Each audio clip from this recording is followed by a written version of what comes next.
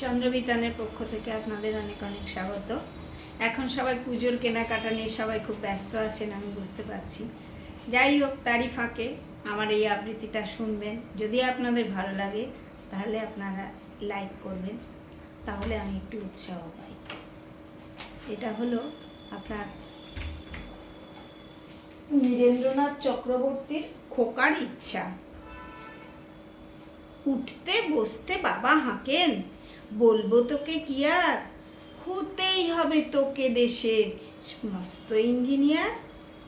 মা তাই শুনে কন, খোকা তুই আমার কথা রাখ, ডাক্তারিতে হয় যেন তোর দেশ জোড়া নাম ডাক।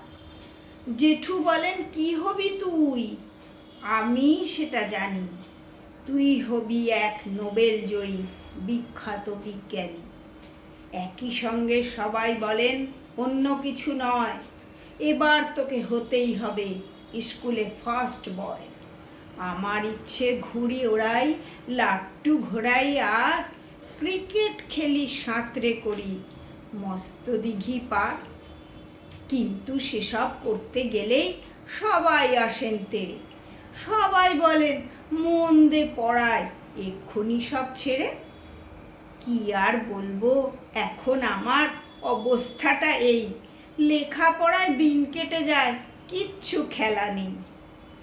এক একজনের এক এক ইচ্ছে, সবাই দিচ্ছে তারা, তার ফলে ভাই আমার নিজের ইচ্ছে গেছে মারা। নমস্কার। কবিগুরু রবীন্দ্রনাথ ঠাকুরের শেষের কবিতার অল্প কয়েক লাইন আপনাদের পড়ে আমি শোনাচ্ছি। শেষের কবিতা রবীন্দ্রনাথ ঠাকুর। দূরত্ব যদি সত্যিই ভালোবাসার গভীরতা বাড়িয়ে দেয়, তবে আমি দূরেই থাকতে চাই, অনেক অনেক দূরে। আপনজনেরা যদি আমাকে আপন ভাবতে কুণ্ঠাবোধ করে, তবে গোটা পৃথিবীটাকেই আপন বানিয়ে ফেলব। কেউ না কেউ তো কখনো না কখনো স্মরণ করবে। নমস্কার।